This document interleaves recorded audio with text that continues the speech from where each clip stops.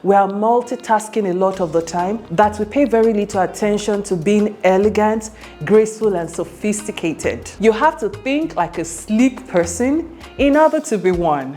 Today, let's talk about how to be graceful and elegant with your body. Manners on the go. Welcome to Manners on the Go. I want to believe it's been a wonderful week and I hope you're minding your manners as well. If it's your first time today, I can assure you that you're in the right place, doing the right thing. Thank you for the gift of your attention.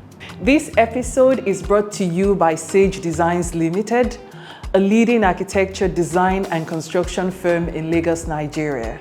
Growing up as a young girl, I remember the constant scolding from my mother to walk without slouching. You see, I was a lanky girl, tall and slim, and I guess my mother knew if she left me to myself, I'd grow with a curve to my spine. I trust some of you can relate with that not so gentle hit on your thoracic vertebra, accompanied with a stern instruction to stand and walk straight. Do you know why? Our posture speaks without us even saying a word. You see, it's a fast-paced world these days. We are multitasking a lot of the time that we pay very little attention to being elegant, graceful, and sophisticated. However, the cherry on the cake for any upwardly mobile individual is to find the time to pay attention to gracefulness in the midst of it all. Cindy Ann Patterson said, "Proper posture sends a positive message since 90% of all communication occurs through body language and how you carry yourself. In a lot of ways, being elegant and graceful is a state of mind. Well, at least it begins there. You have to think like a sleek person in order to be one. There are two ways to learn to be graceful and elegant. One is with your physical appearance and the other with your behavior. Today, let's talk about how to be graceful and elegant with your body. Number one, be aware of your own body. It's okay to look at the mirror and acknowledge and admire God's beautiful creation. Just as you are, appreciate yourself.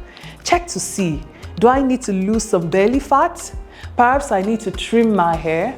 Or maybe all I need to do is to suck in my belly and straighten my spine when I'm walking.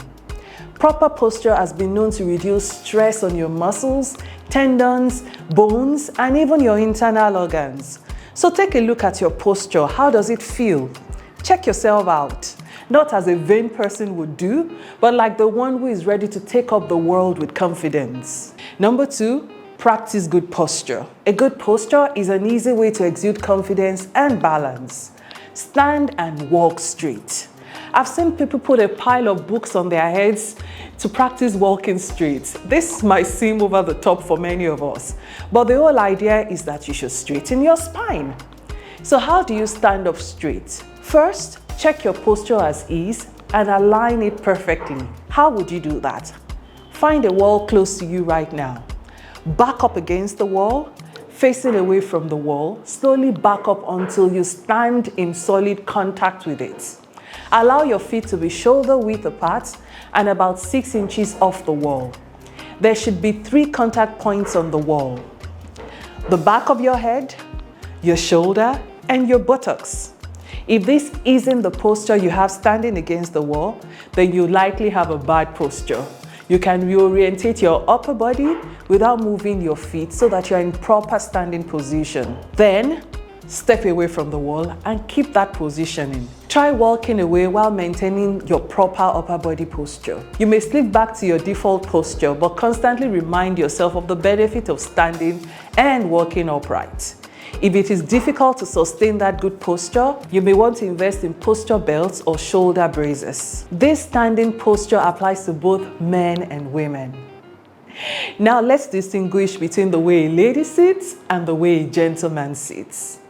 Ladies, sit like royalty. Practicing a good sitting posture will add an element of class while seated in a formal setting or in your day-to-day life. Let's talk to the ladies first. Number one, stand in front of your seat as close as you can be. By doing this, you have less work to do and are not likely to expose yourself or miss your mark and fall. Then with your knees together, ease down gently into your chair. Don't bend forward. Make sure to keep your torso straight. Keeping those knees together, Sit down smoothly by bending your knees. Then smooth your skirt and dress under you with your hands. This action ensures that your clothes don't get rumpled or your hemline exposed. Then you may now decide how to place your feet. At this point, I'll suggest you choose the most comfortable of these three options.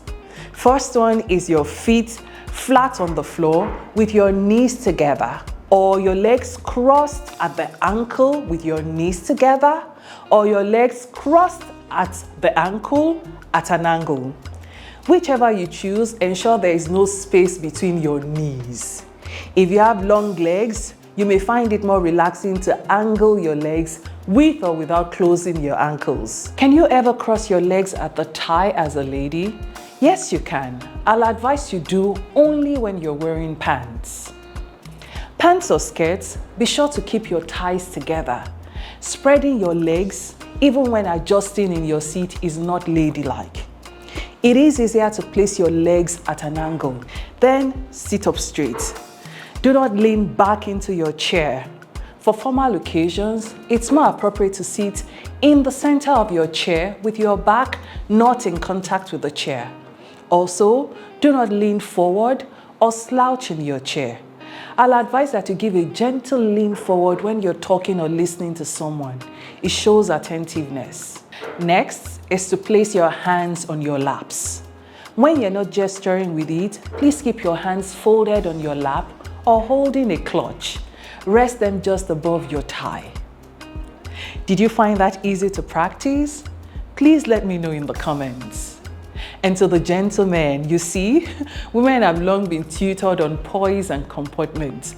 Finishing schools would typically spend ample time instructing ladies on how to sit and stand and walk.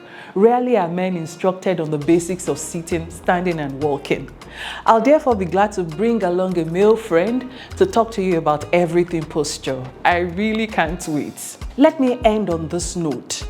Body language experts say that people with bad postures are perceived as disengaged, disappointing, dishevelled, lackadaisical, messy, uninterested, unorganized, and unprofessional.